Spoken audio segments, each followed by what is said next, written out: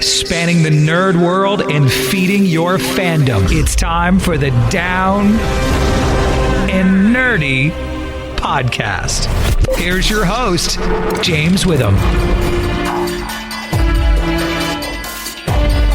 Whether you're saving the world or trying to escape it, this week we've got you covered. It's episode 353 of the Down and Nerdy podcast. I'm James Witham. As always, busy show this week. A couple of great guests to talk about two very different things. The first of which is Bliss, the new Amazon Originals movie. We've got writer and director Mike Cahill on the show this week to talk about how he came up with this alternate reality type of, well, he can explain it better than I will, and we'll get to that here in just a second. Also, going to talk to the creator of Kid Cosmic, the new animated series from Netflix, Craig McCracken, going to join me to talk about that. You might know him from Powerpuff Girls, Dexter's Laboratory.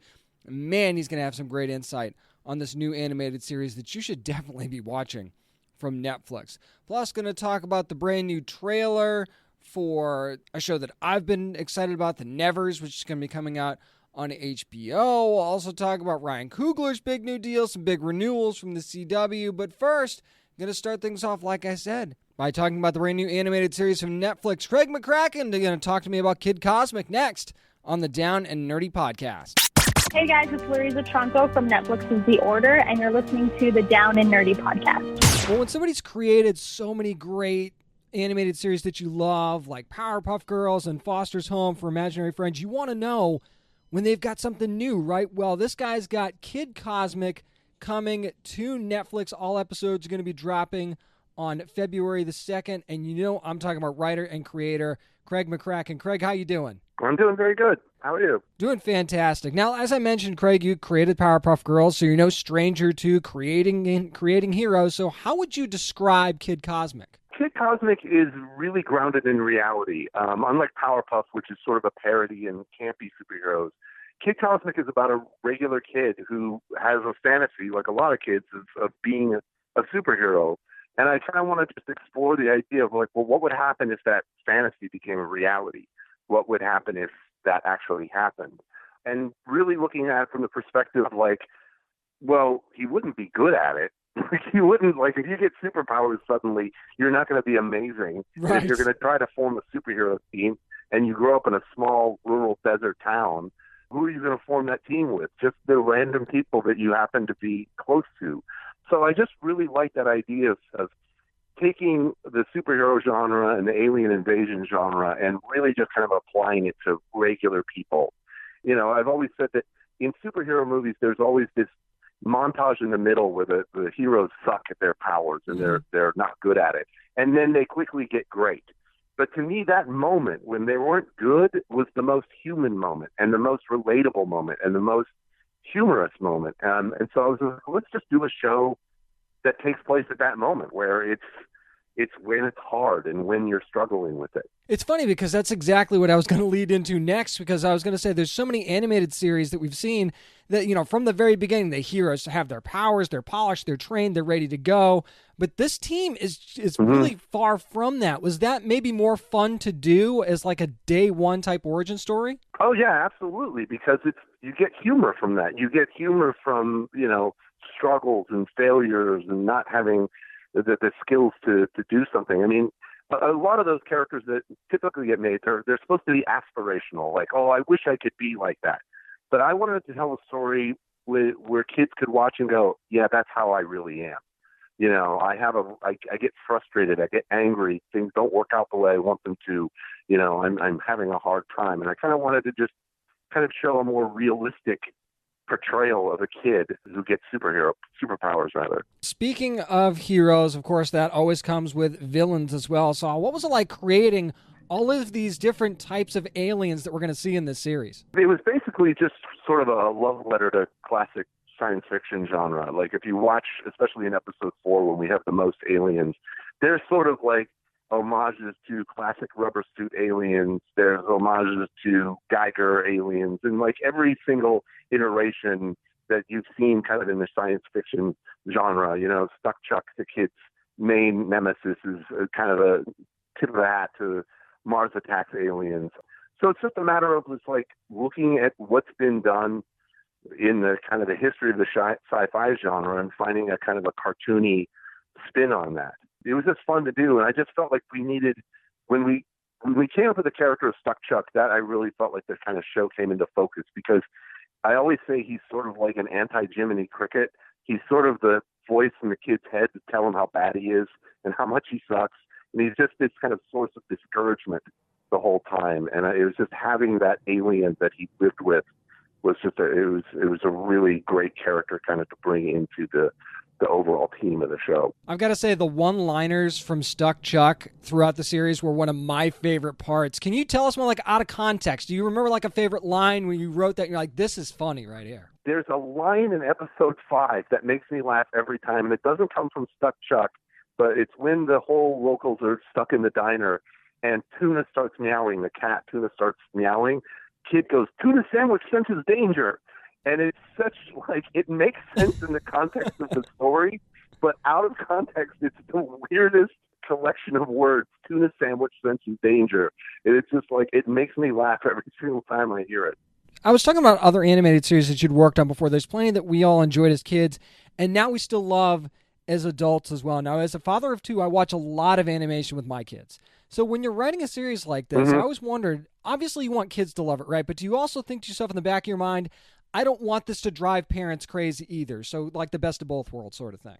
Oh, absolutely. I mean, we're trying to make this for everybody. I mean, even classic cartoons going back to the golden age of Bugs Bunny, they were always made for all audiences.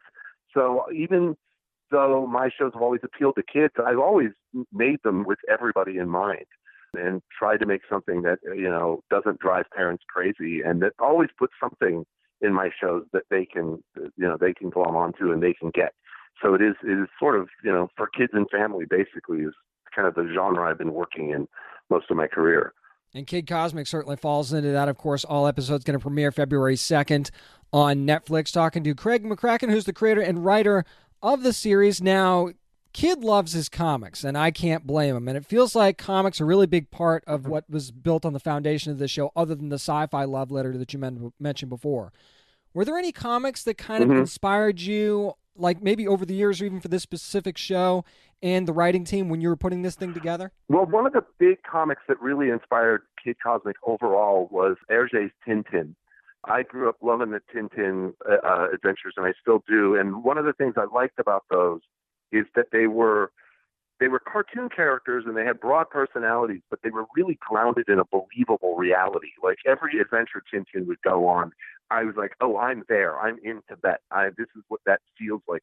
So when doing Kid Cosmic, because it is about real people, we tried to like ground it in a real tactile, believable reality and sort of like kind of turn to Tintin as like a thing to look at of like, well, how did they pull this off? So yeah, that was one of the big inspirations for sure. Let's talk about the Stones of Power for a second, or the Rings of Power, however you want to look at it. How did you settle on which power each stone would have? I mean, it seems like there were endless possibilities, and were there other ideas for stones that you kind of decided not to use? Yeah, well, we wanted to kind of come up with, iconic powers. The kid obviously is going to fly, because what kid wouldn't want to fly? Then, Rosa's, a little 4-year-old girl who's always told she's too little. So like, okay, well, let's have her get huge and giant. Joe was always a character, I think, who doesn't love living in the desert and always wanted to go somewhere else. So, all right, give her teleportation powers. Let her go somewhere else. Papa G, the kid's grandfather, he's like an old hippie pacifist. He doesn't believe in fighting. So the idea that he could multiply into an army for the kid that doesn't want to hit anybody was funny. And then Tuna Sandwich the cat, the fact that he can see the future but can't talk was just really funny to me, because he does have the answers, but he's incapable of telling the team about it. But yeah, we have some other ideas for Stones of Power that we think could be applied at some point, but those seem like kind of the essential ones for these characters. Hopefully we'll get more seasons so we can figure out what those ideas were. Now, you mentioned Papa G. That was actually one of the characters that, as I was watching, I'm like, this character's really growing on me. I love this guy. And in a way, I mean, and people will see this when they watch series, without him, this team might literally not have gotten off the ground. So was there any character that, when you were writing them and when you were putting the show together, you found yourself having more and more fun writing as you were going? Papa G definitely was one of my favorite characters when we really kind of clicked on him and him being Kid's grandfather and this kind of pacifist hippie and sort of he's really the only family Kid has. And so the more we kind of wrote him, the more I really kind of also like really connected with that character. Also, Tuna Sandwich, the cat, as the series goes on, Tuna develops a bigger role. And it was just, I really liked, who he turned into as a character as well. Also, Stuck Chuck, we really, liked the change that Chuck takes throughout the series. He's just a fun character. And the fact that the bad guy can kind of grow and learn too was really interesting to us. I think you guys have an amazing mix of a voice cast. You've got young talents like Jack Fisher and Amanda C. Miller, but you've also got the vets. You've got Tom Kenny. You've got Fred Tessacor on there as well. So their energy just works so well together. How did you and your directors create such a great chemistry, and did they actually have any chances to record together at all? Yeah, there was definitely. They would record together now and then when we could, but once the lockdown happened, people were kind of recording individually. It's just a matter of you try to find people who are authentically those characters as opposed to finding people who are putting on a voice or doing a voice, especially with the Kid actors, with Jack, who plays Kid. You get a different type of a performance when you're using authentic children in a series as opposed to hiring a voice actor to pretend to be a kid. There's just something that, the Peanuts special have always done that really well. There's just that kind of authenticity. And so I'm always looking for that when I'm casting characters, is I'm looking for people who don't necessarily put on the voice, but sort of just embody the vibe of the character. Like Amanda, who plays Joe, is very much like Joe, just naturally talking to her. So it was very easy for her to just kind of embody this character. So that's sort of what I'm looking for a lot of time when I'm casting, is just that authenticity I can get. Craig, quickly before I let you go, I love that this series is the classic 2D style animation. There's so many CG-based series these days. Why was it important for you to stick with more of a classic look for Kid Cosmic? The main reason we did 2D is because it is very much inspired by comics, that I felt like, well, it has to be 2D because that's sort of the vibe of it. Also, I grew up with 2D. I love 2D. I love moving drawings, right? I love graphic design. And I just felt like this show is about regular people doing something exceptional. And I wanted the show to reflect that. I wanted you to see drawings that were made by people, and not try to hide that with technology and all this slick CG graphics. Just like, yeah, those backgrounds, those are all drawn by people, and those characters, those are all drawn by people. Like, it's to really show that human hand, that handcrafted look. I just wanted to make sure that was sort of celebrated on the screen. And wait till you see these real heroes on February the 2nd. That's when all episodes of Kid Cosmic are going to drop. And if you've loved the stuff that this guy's done in the past, you're going to love this too. I guarantee it. It's Craig McCracken. Thank you so much for joining me this week. Great. Thank you, James. I really appreciate it. And it really is one of those shows that can be enjoyed by the entire family, too. I really, really enjoyed it, introducing my kids to it soon as well. Kid Cosmic, streaming right now on Netflix. Up next, going to switch gears and go to Amazon to talk about the movie Bliss, starring Owen Wilson and Selma Hayek, with creator and writer Mike Cahill. We'll do that next on the Down and Nerdy Podcast. Hi, this is Griffin Newman from The Tick, and you're listening to the Down and Nerdy Podcast. You want to gain a new appreciation for the world, you hook yourself up to the Brain Box. That's right, Amazon Prime Video's Bliss movie starring Selma Hayek and Owen Wilson is now streaming. A couple days before the movie came out, I got a chance to talk to creator, writer, and director Mike Cahill about the movie. It's such an interesting conversation and such great insight into how he came up with this idea. So here it is, my conversation with creator, writer, and director of Bliss for Amazon Prime Video. This is Mike Cahill. All right, Mike, here we go. I know that it's going to be obvious to anybody that sees this right off the jump that Bliss is not your typical sci-fi movie. So how did you come up with this concept for such a unique story, man? It's great to be here with you, and thank you for your question, and thanks for your time, and I'll jump right in. So how did I come up with Bliss, or the idea? It's not your typical science fiction, not at all. And for me, in conceiving an idea, usually I start with the emotional part. And for me, I wanted to tell a story about the fragility of the human mind and to treat the fragility of the human mind with empathy and love and care and consideration. And you, like me, like everybody, may have people that you love who have vastly different points of view about the world, worldviews, right? And this I found really interesting, especially it's heightened in these times. No doubt.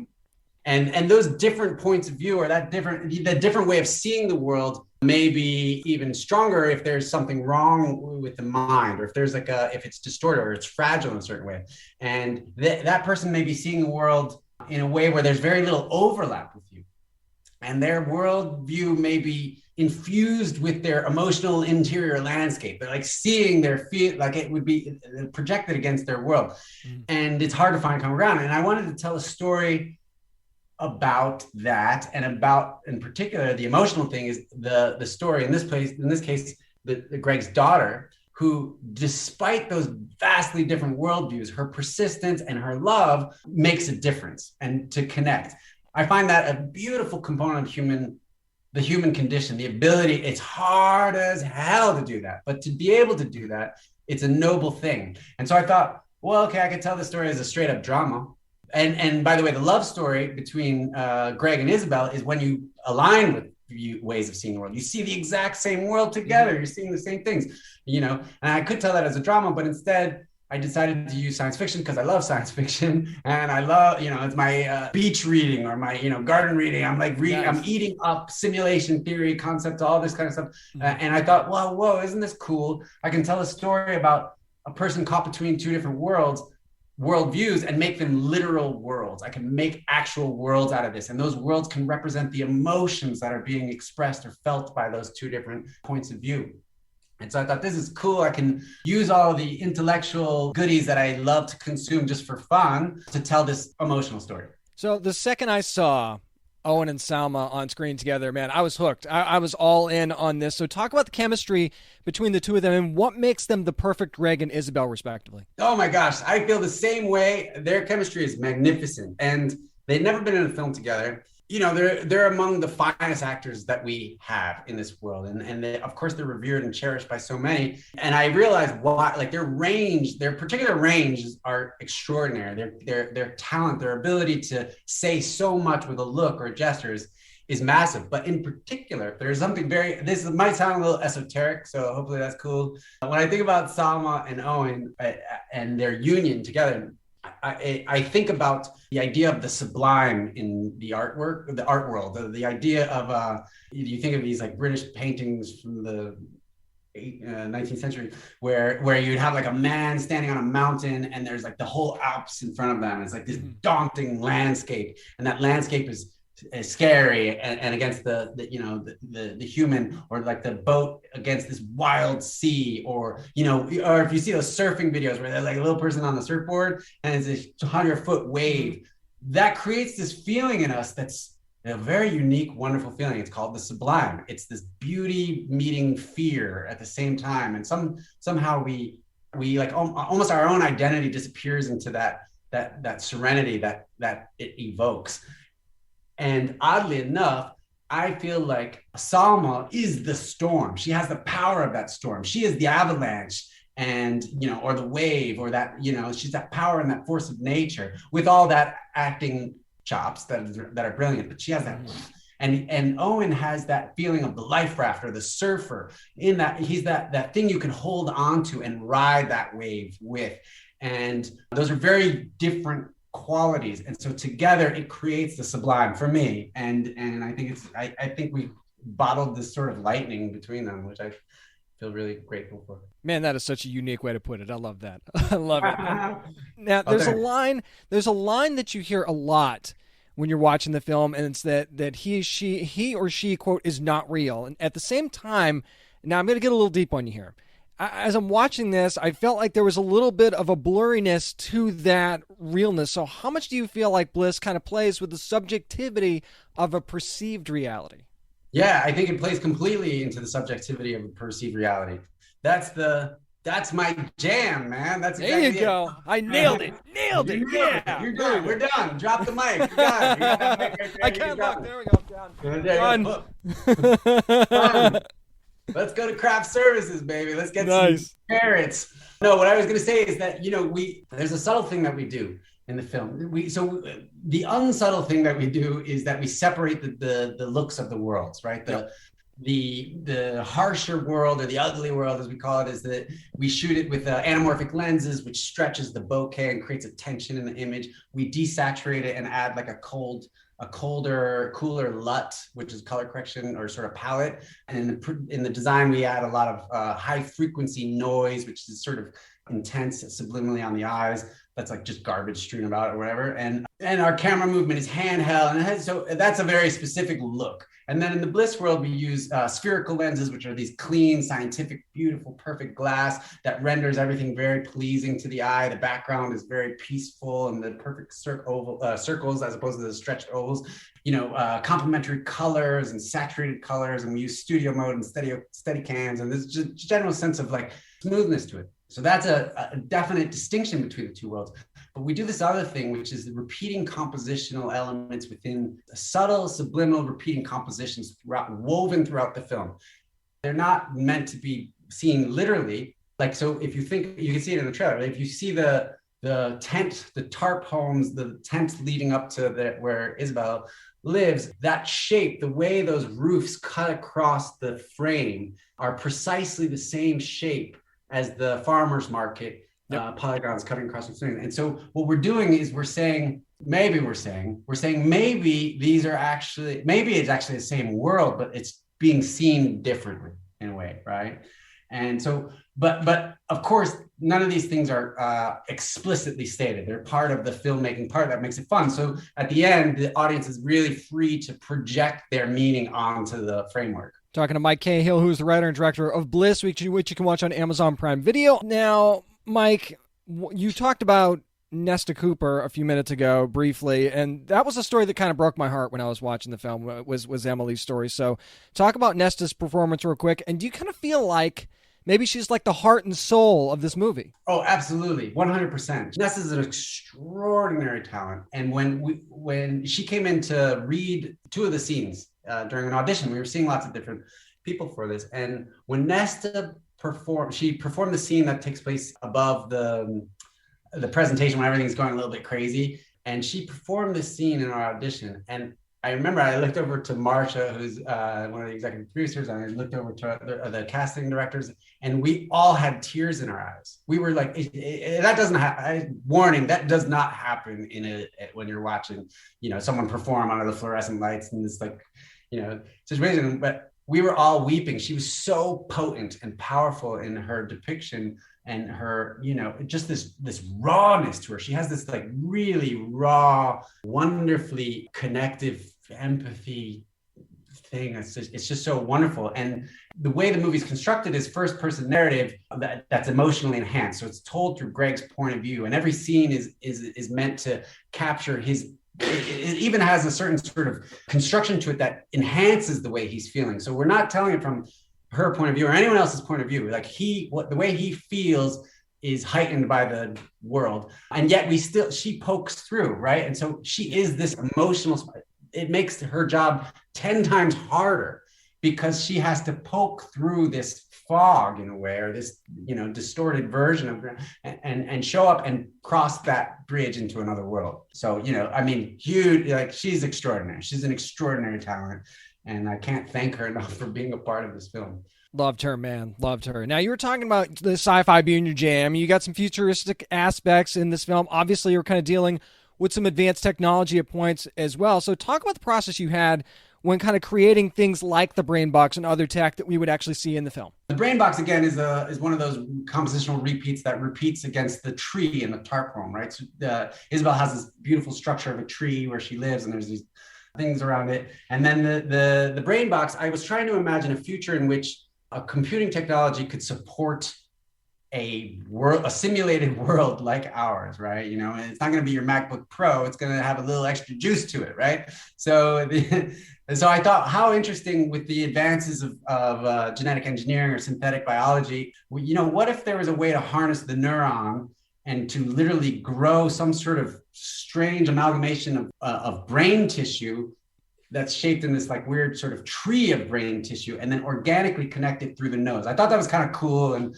not expected necessarily, and like organic. And it allowed for this moment where when he separates it, like one of the little spaghetti worms goes up in his nose. I don't know if you've noticed that. Oh, yeah. I did notice. I definitely noticed. That's so carefully designed because that's part of the brain box going into his head, right? So I wanted to visualize that, you know, part of it gets stuck up there. But then the other components, like, you know, I try and make my visuals have a metaphorical meaning in a way. So if you think about the holograms, like holograms, ghost people are this idea of like half see-through people. Of course, they seem like telepresence. It's all the rage this day. This is like a future technology. But also, as it develops, we learn that these are the people that we're half seeing. Emily keeps showing up as a hologram. So it's like, you know, you're not fully seeing them. That's the idea. Or the idea of the thought visualizer, which is this device that represents your intentions or what you're thinking or what you're saying. Like, love that thing. It's so much fun, but it has a history in an intertextual history to the film, which is when Greg first talks to his daughter, he says, there's so many things, I have so many thoughts, I wish you could see them. And then again, when he runs into her street, he says, I have so many thoughts, I just wish you could see them. Mm-hmm. And in a way, the whole Bliss world is us seeing his thoughts, right? It is. And so then the thing that I love about science fiction is when you say, hey, can I have a hand? Someone in science fiction story might literally give you their hand. Like that's how it works. You take the expression and you turn it into a literal object that you interact with or contend with. And so it's a bit of both. It's like all the things I'm interested in just because I'm a nerd, combined with those things lending plausibility to the future Bliss world, a utopia that feels legit, you know, automation, synthetic biology, asteroid mining, and then also preserving the metaphors of the emotional story that I'm trying to tell. So, Mike, I keep going back and forth on this, and it's been several days since I've watched the film. I keep going back and forth. Is the brain box something that you would actually like to see exist in the real world? Me personally? Yeah. You know, I feel like it already exists. We already have versions, lo-fi versions of it, right? Like that's what The Sims is. That's what different sort of games are. Like an FGP, a fake generated person, is just the same thing as a non-player. Yep. An NPC. And so, you know, we're already doing it. So that's just like you just took it to 11 is what you did. That's all that was. We cranked it to 11 exactly, and we're sustaining 11. I don't know. Whether I think it's a good idea or a bad idea, I don't know. At the end of the day, we're probably in a Turtles All the Way Down scenario. We are a simulation inside of a simulation inside of a simulation. Infinite regress paradox is the jam. No doubt. Like that's just how it is. At the end of the day, you just have to decide to be present. Oh, I totally agree with that. Totally agree. Now, no spoilers here, but if you had the opportunity, and I'm dancing around this a little bit, do you feel like maybe there's a little bit more of the story to tell, whether it be maybe a sequel, a prequel? Is that something you had in mind, or is this one of the things where you're like, I want the viewers to write their rest of the story? Yeah, I think that the second. So I didn't conceive of it. When we were making it, they're like, it's so funny. No, it's supposed to be its only thing. But I'll tell you, there was a joke while we were making the roller disco scene. Because I don't know if you've ever put on roller skates, but if you just a few weeks ago for the first time, actually, it was a terrifying experience. There you go. But I didn't fall. I did not fall. Woo, good one. Well, then you know where I'm going with this. We joked on that day. We're like, you know what? We do have to do a sequel, and it's going to be called Blister. Oh, I love it. Yes. Yes. You fit right in here. Blister, the sequel to Bliss. It's like things can only get worse. Awesome. Well, they got pretty bad, too, at certain points. Again, not spoiling anything. Yeah, the things definitely got pretty bad there. Now, really quickly, Mike, obviously this is going to be hitting Amazon Prime Video on February the 5th. When you have something like that, there's very much an instant reaction type when you're watching a film in this way, or people like live tweeting while they're watching the film. So if there's one message from this movie that you really hope gets across and resonates to viewers, what would that be? Find common ground. Take care of each other. That's what it is. Take care of it. Look out for the ones who are suffering. Anything that has to do with the mind, the fragility of the mind. It's deceptive. It's not always so obvious. Take care of each other. And always have blue crystals. You'll understand. And always have blue crystals. I always have a bag. Make sure you take 10, not 8. Yeah, just when you see it, that'll make perfect sense to you when you watch Bliss on Amazon Prime Video, Friday, February the 5th. Writer, director extraordinaire, it's Mike Cahill. Thank you so much, man, for joining me. Dude, what a pleasure. Thank you. It's been enjoyable speaking with you, and I love this podcast, so thank you very much, man.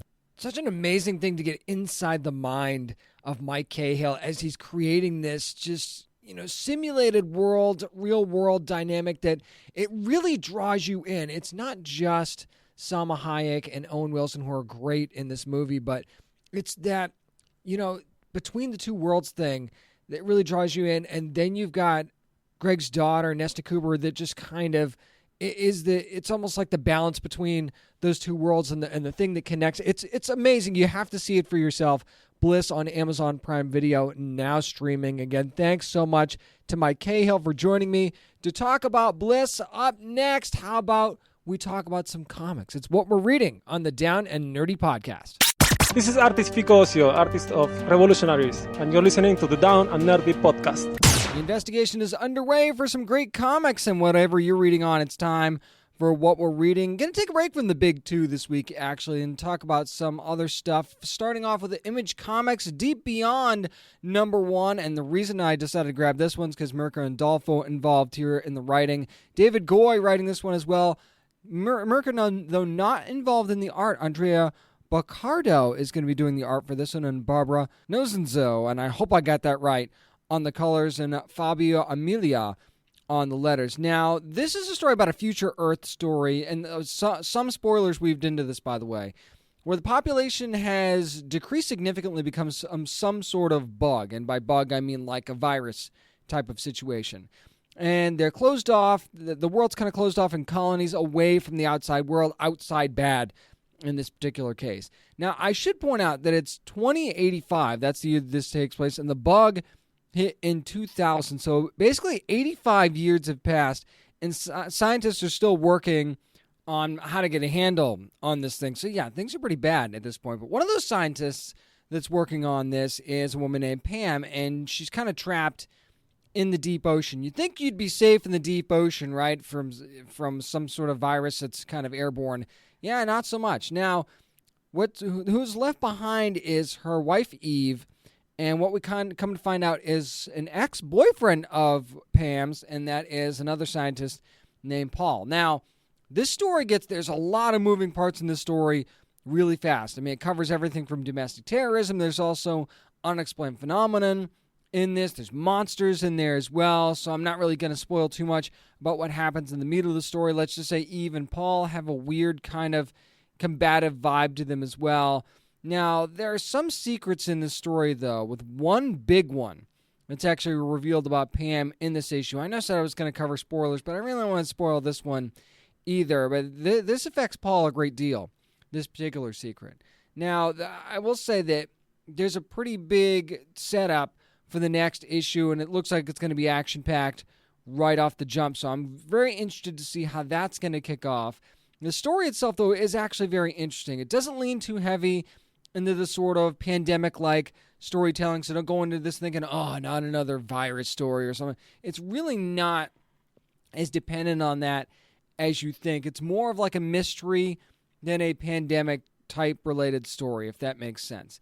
The art is actually really great, and you can actually see why Mirka and Dolfo trusted to have Andrea Baccardo take care of the art here, and that she didn't have to do it herself because the art was really, really good. I'm looking forward to the next issue of Deep Beyond #1 from Image Comics, and while I wasn't like blown away by the first issue, I was definitely invested in the world they created, and there was a couple of very good eye-popping moments in this book as well. So yeah, definitely going to be picking up the second issue of this one. And now a little bit more of a different vibe here with Spectre Inspectors #1 from Boombox. Of course, that's the young adult imprint of Boom Studios. You'd think it'd be a little bit less intense, right?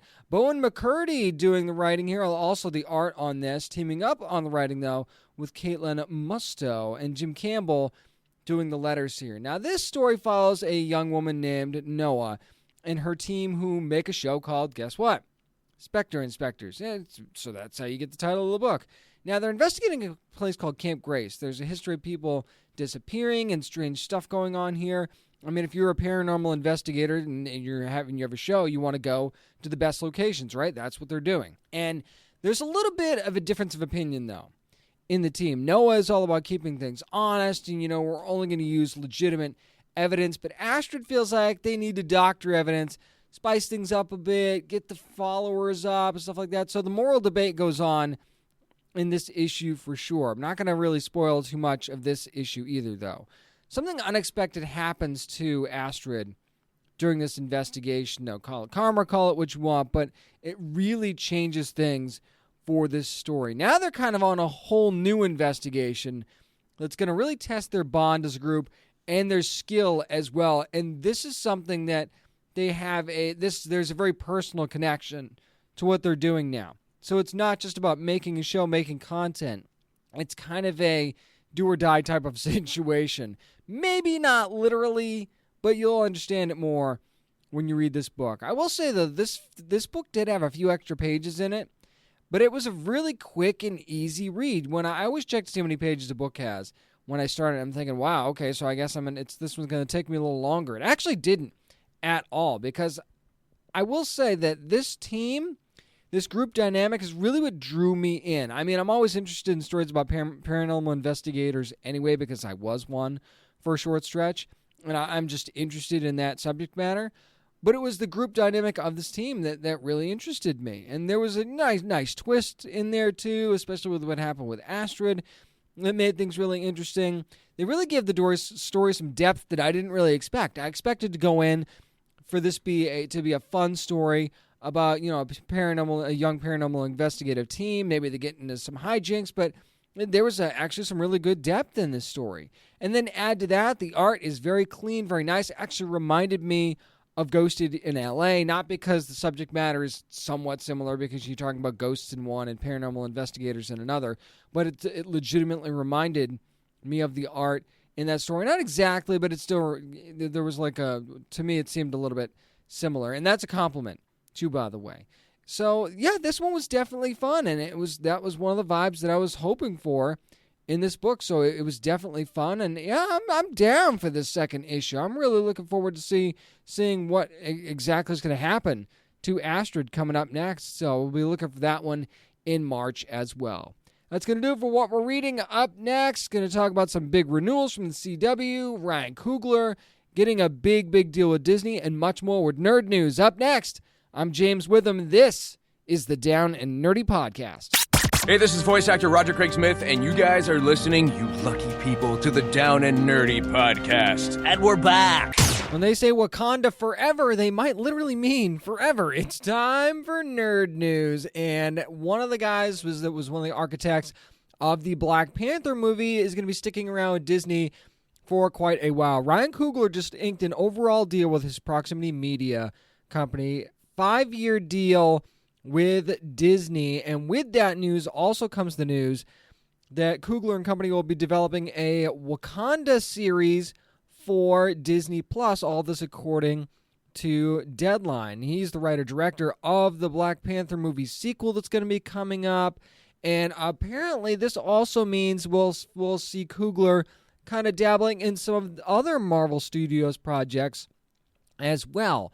So, I mean, there's certainly any number of things that Coogler could work on, and his talents extend far beyond the Marvel Cinematic Universe. I mean, the work that he did on Creed and reviving that Rocky franchise, that was amazing, what he was able to do with those movies. He's a true talent that has just had a meteoric rise in such a short amount of time, but that's the great thing.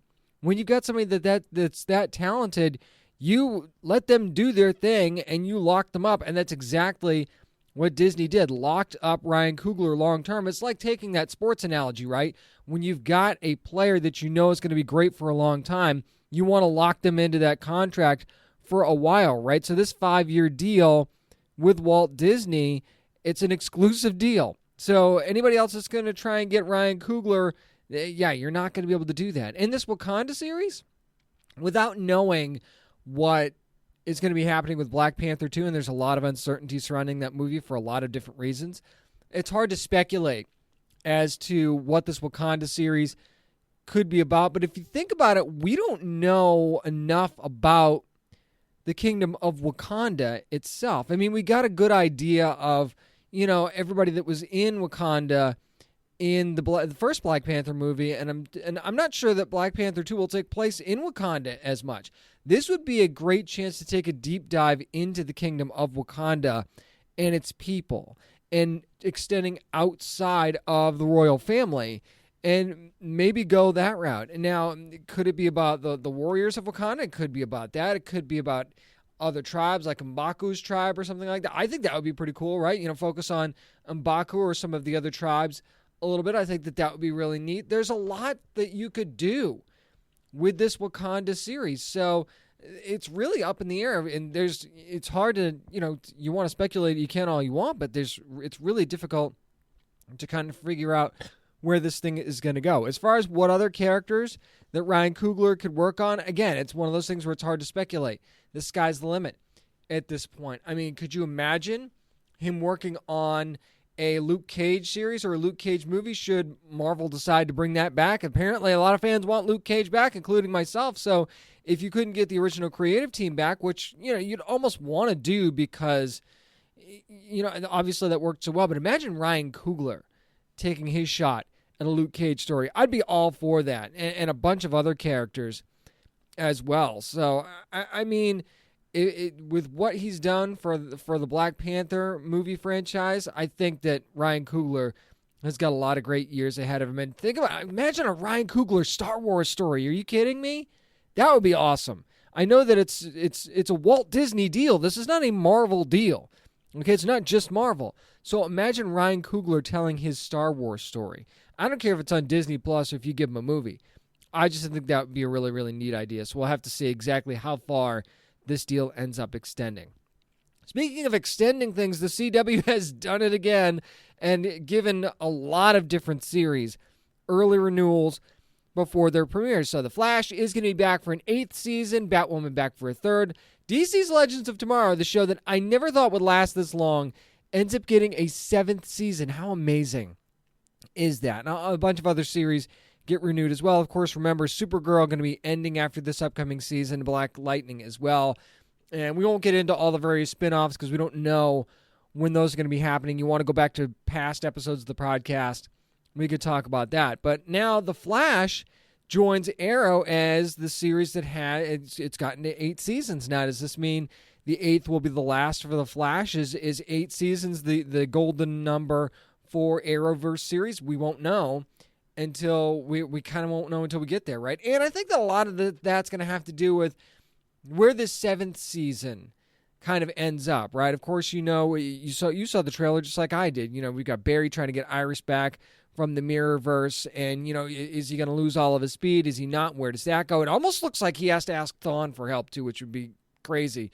And Thawne just never goes away. And will he help him? Who knows, right? So I remember they're still trying to build the artificial Speed Force, but where does your story go from here, right? And remember, Barry and Iris still haven't gotten pregnant yet, right? And we know that baby Nora is going to be coming at some point, but we don't know when or how or anything like that. So, it's a possibility that that's part of where the story takes it. There's stories left to be told for The Flash. Okay, so I'm not surprised that it's getting an 8th season, but I need to see what's going to happen in season 7 to kind of really gauge whether or not season 8 will be the last. As far as Batwoman's concerned, I think that Ryan Wilder has taken the world by storm right now, and I think Batwoman is maybe better than ever right now. And a lot of that has to do with Javicia Leslie and company and the great cast that was already there. So getting an early renewal does not surprise me at all for Batwoman. Legends of Tomorrow, that show is just so unpredictable to me. And it's unpredictable in a good way. And the fact that they can just basically keep bringing in these guest star characters, I think helps. And even though they've had turnover on the Wave Rider, it hasn't stopped the momentum. And actually, maybe the turnover is actually what's helping this show in a weird way. So, and Superman and Lois gets a couple of extra episodes as well. Their episode total right now sitting at 15. We'll have to wait and see if that's going to be more or less. Probably going to stay at around 15, though, I think, if I'm really being honest. I think that's what they'll probably do, because I think that everybody wants to shift things back to normal for the upcoming fall TV season, let everybody start on time or as close to on time as possible. So I think that they're not going to make that season run too long. But again, a lot to look forward to. You got Black Lightning coming up this weekend, a couple of weeks away from the Superman and Lois premiere. Don't forget, the March starts with The Flash as well. Speaking of things to look forward to, a little bit of trailer talk, and go to HBO. The Nevers is a show that I've talked about before. I'm really looking forward to this one. Laura Donnelly, I love her. I think she's amazing. She's going to be playing Amalia True in this series. We know it's going to be coming up in April of 2021, and it basically follows the story of, well, mostly women, that there's a phenomenon that happens and they gain certain abilities, and they're referred to as the touched. So if you have abilities that you got from whatever this event happens to be, you are known as the touched. And of course, much like in Amazon's Carnival Row, you know, with the Fae and things like that, of course, there's a certain part of society that is not going to accept the touched, and that's a lot. I mean, you're talking about the police that are part of this story. You're talking about the high society doesn't accept them. It seems like almost none of society accepts them. So a lot of this is a fight for a place in their place in the world, or their place in society. And you've got this great team up between Amalia True and Penance Adair, and those two characters. It just seems like it's going to be a really fun, action-packed series, and I'm really, really looking forward to this. And Laura Donnelly just has this charm about her, and always has, even when she was on Outlander. Just this charm about her that just makes her a character that you want to watch forever, right? So I think that she's going to be a big part of this. There's certainly mystery going on. It seems like there might be a little bit of tension in between certain members of the Touched, right? Maybe certain ones have their idea of how they become accepted, and others have a different idea, and that's a problem. So we'll have to wait and see exactly where this story goes when The Nevers premieres in April of 2021 on HBO. Then you've got DC Animation and Justice Society World War II, which talked about that was announced not too long ago. Now we know that it's going to be coming out starting in video on demand April 27th, and on Blu-ray and 4K combo packs on May the 11th.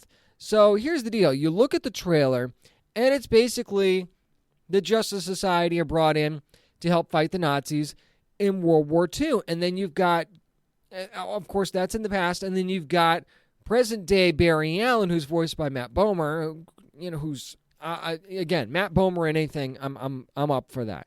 So you've got two Flashes in this. You're going to have Barry Allen, and you're going to have Jay Garrick.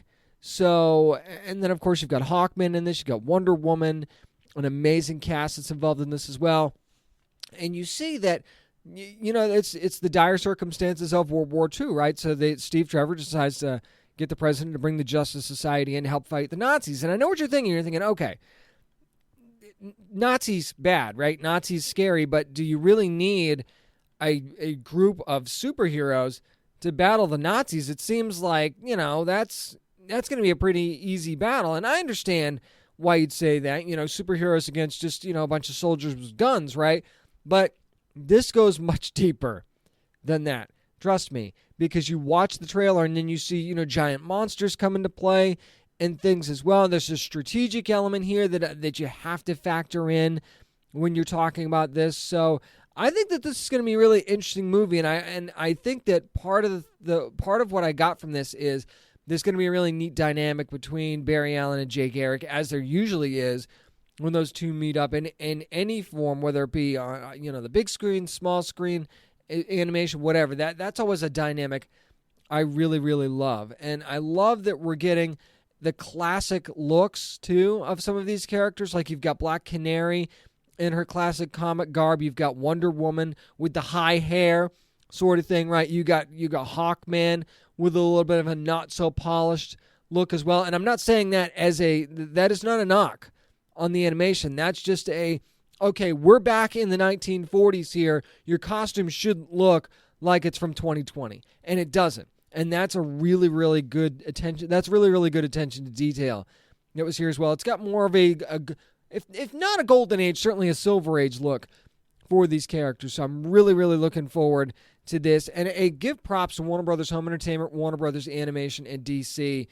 After Justice League Apocalypse War, it was a new beginning, right? It was a fresh start. That was the end of that particular storyline.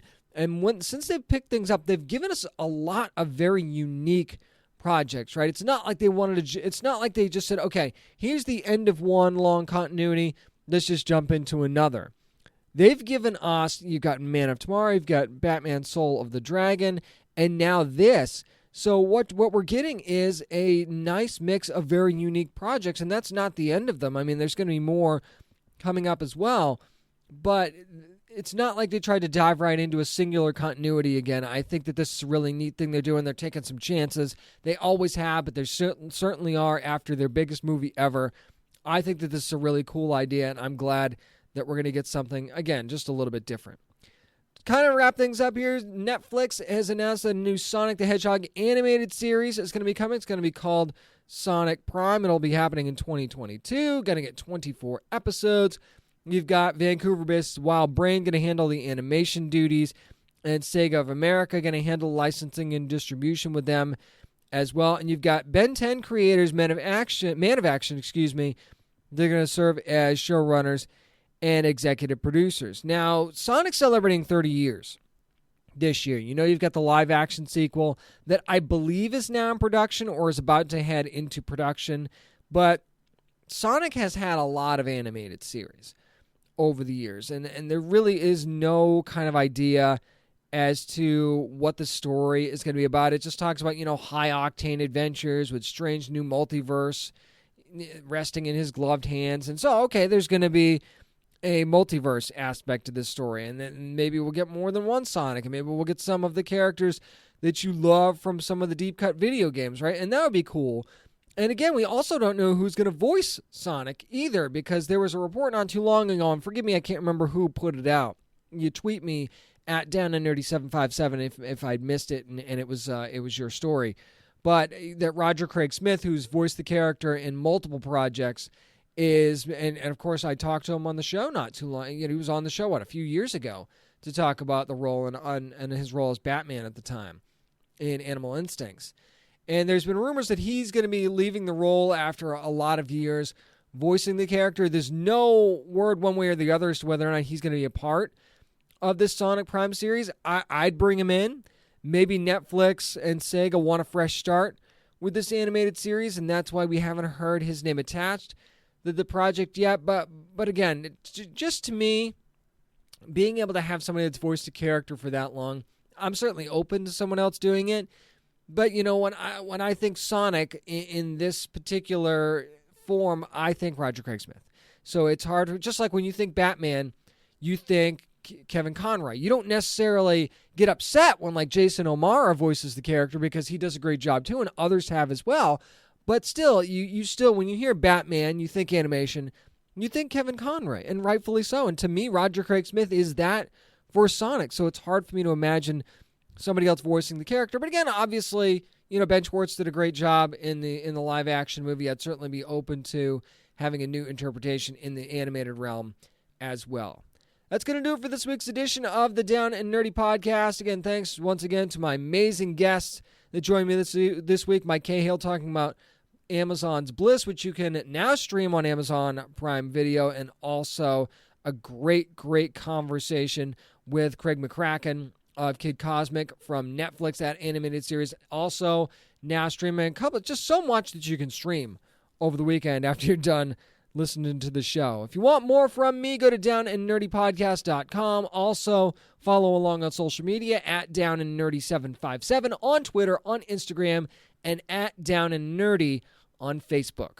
Remember, you never have to apologize for being a nerd, so let your fan flag fly and be good to your fellow nerds.